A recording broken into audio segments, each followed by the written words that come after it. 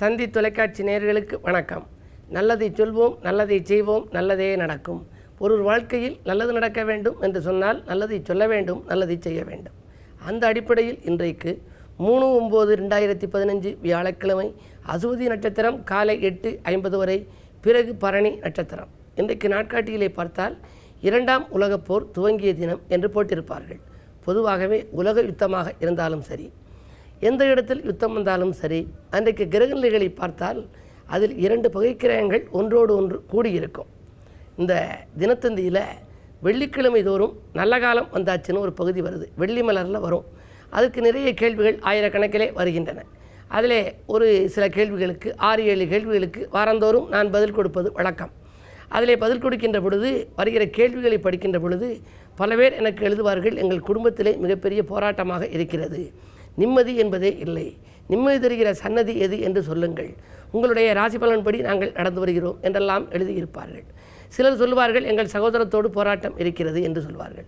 சிலர், நான் தொழில் செய்கிற இடத்திலே முதலாளிக்கும் எங்களுக்கும் பிரச்சனைகள் அதிகமாக வருகிறது, இப்படி இருப்பதற்கு என்ன வடிகால், எந்த தெய்வத்தை கும்பிடலாம், ஜாதகத்தில் எப்பொழுதுதான் இந்த பிரச்சனைகள் தீர்வதற்கு வழி இருக்கிறது என்றெல்லாம் கேட்டு இந்த வெள்ளி மலரிலே கேள்வி பதிலுக்கு எழுதி அனுப்புவார்கள். பொதுவாக இன்றைக்கு கிரகங்களை பாருங்கள். இன்றைக்கு உச்சம் பெற்றிருக்கிற சனி துலாம் ராசியில் இருக்கிறார். செவ்வாய் நீச்சம் பெற்று கடகராசியிலே சஞ்சரிக்கின்றார். சனியினுடைய பார்வை 10ஆம் பார்வையாக அந்த செவ்வாயின் மீது பதிகிறது. அப்படி செவ்வாயும் சனியும் ஒன்றையொன்று பார்த்தாலும் சரி, அதே நேரத்தில் செவ்வாய் 4ஆம் பார்வையாக சனியை பார்க்கிறது, சனி செவ்வாயை பார்க்கிறது, செவ்வாய் சனியை பார்க்கிறது. 2 முரண்பாடான கிரகங்கள், அவை இரண்டும் ஒன்றையொன்று பார்க்கின்ற பொழுதும் சேர்கின்ற பொழுதும் தான் யுத்த காலம் என்று சொல்கிறார்கள். முதல் உலகப் போர் நடக்கின்ற பொழுதும் செவ்வாய் சனி சேர்க்கை ஏற்பட்டது, 2ஆம் உலகப் போர் நடந்த பொழுதும் செவ்வாய் சனி சேர்க்கை ஏற்பட்டிருந்தது என்றெல்லாம் ஒரு வரலாறுகள் சொல்கின்றன. அந்த அடிப்படையில் பார்க்கின்ற பொழுது செவ்வாய் சனி இரண்டும் 2ஆம் இடத்திலே ஒருவருக்கு சேர்ந்திருக்கிறது என்று வைத்துக்கொள்ளுங்கள்.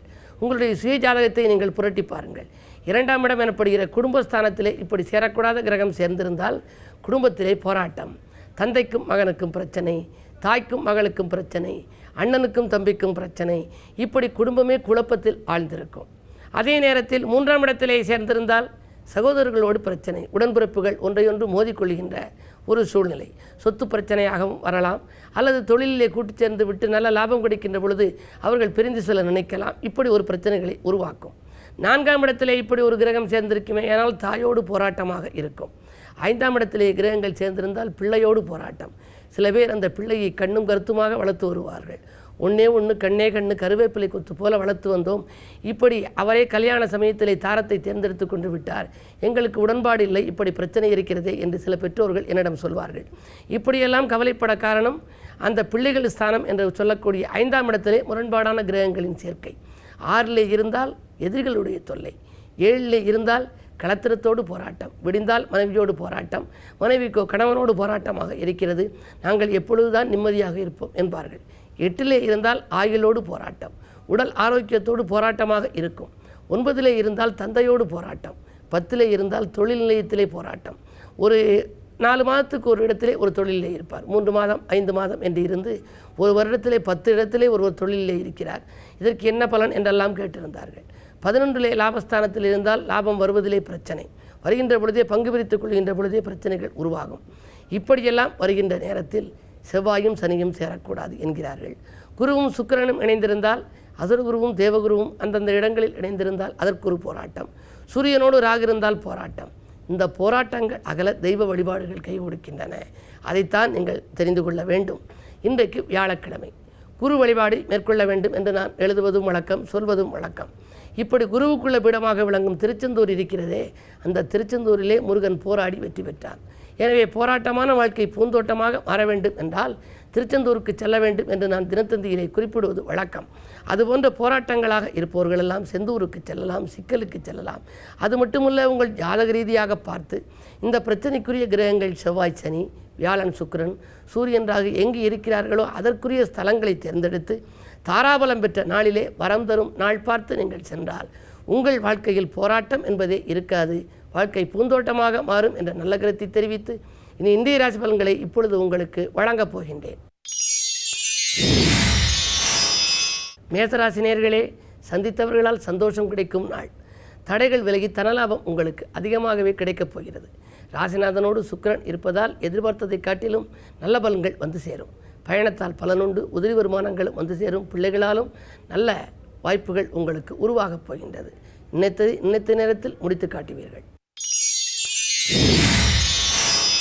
ரிஷபராசினியர்களே, ஊதிய உயர்வால் உன்னதமாக மகிழும் நாள். இன்றைக்கு உடல்நலத்திலே கொஞ்சம் கவனம் தேவை. என்ன இருந்தாலும் ராஜநாதன் சுக்கிரன் வலிமை இழந்திருப்பதால் ஒரு சில காரியங்கள் கடைசி நேரத்தில் தான் கைகூடும். உத்தியோக மாற்று சிந்தனை ஒரு சிலருக்கு மேலோங்கலாம். விலையுந்த பொருட்களை வாங்குவதில் நாட்டம் செல்லும். வியாழன் இன்றைக்கு கிழமை என்பதனாலே குருவை வழிபாடு செய்யுங்கள். குதூகலத்தை வரவழைத்துக் கொள்ளுங்கள். மிதுனராசினியர்களே, வரவும் செலவும் சமமாகும் நாள். வருமான பற்றாக்குறை உங்களுக்கு ஏற்படலாம். ராஜநாதன் புதன் உச்சம் பெற்றிருந்தாலும் கூட ராகுவோடு இணைந்திருக்கின்றார். எனவே எதை செய்தாலும் கொஞ்சம் யோசித்து செய்வது நல்லது. ஆரோக்கிய தொல்லைகள் உருவாகலாம். மருத்துவ செலவு உண்டு. புது முயற்சிகளில் தாமதங்கள் ஏற்படலாம். கடகராசினியர்களே, நினைத்ததை முடித்து நிம்மதி காணுகின்ற நாள். நிகழ்கால தேவைகள் உங்களுக்கு பூர்த்தியாகும். நேசித்த ஒருவர் உங்களுக்கு உதவிகளை செய்யப் போகின்றார்.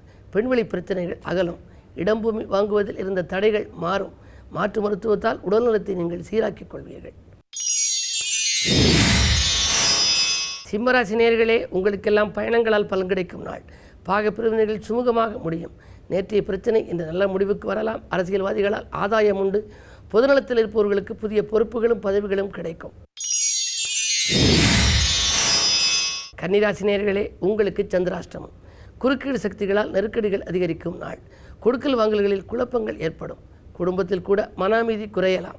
என்ன இருந்தாலும் இந்த நாளை நீங்கள் இனிய நாளாக அமைத்துக்கொள்ள வழிபாட்டில் கவனம் செலுத்த வேண்டும்.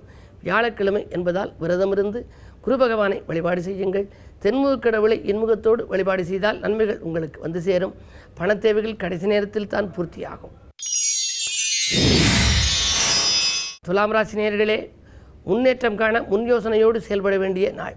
முகஸ்துதிக்கு மயங்காமல் இருப்பது நல்லது. ஒரு சிலர் உங்களை புகழ்ந்து சொல்லியே காரியங்களை சாய்த்து கொண்டு விடுவார்கள். எனவே புகழ்ச்சிக்கு மயங்கக்கூடாது.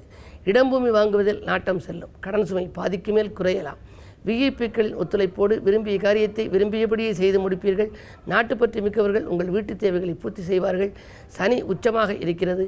ராசிநாதன் சுக்கிரனோ 10ஆம் இடத்தில் வக்ர இயக்கத்தில் இருக்கிறார். எனவே இன்றைக்கு பெண்வெளி பிரச்சனைகள் ஒரு சில தலை தூக்கலாம். குடும்பத்தில் உள்ளவர்களை அனுசரித்து சென்றால் ஆதாயம் உண்டு. விருச்சிக ராசினியர்களே, உங்களுக்கெல்லாம் செல்வ வளம் பெருகி சிறப்படைகின்ற நாள். பொருளாதார முன்னேற்றம் ஏற்படும். வங்கி சேமிப்பு உயரும். செயல்பாடுகளிலே வெற்றி கிடைக்கும். நண்பர்கள் நல் ஆதரவு உங்களுக்கு உண்டு. புதிய ஒப்பந்தங்களில் கையெழுத்திட்டு மகிழப் போகின்றீர்கள். இடம் வாங்க வேண்டும், வீடு வாங்க வேண்டும் என்ற சிந்தனையில் இருப்பவர்களுக்கு அது கிடைப்பதற்கான அறிகுறிகள் தென்படுகின்றன. வாகன யோகம் உண்டு. இந்த நாள் உங்களுக்கு ஒரு நல்ல நாள்.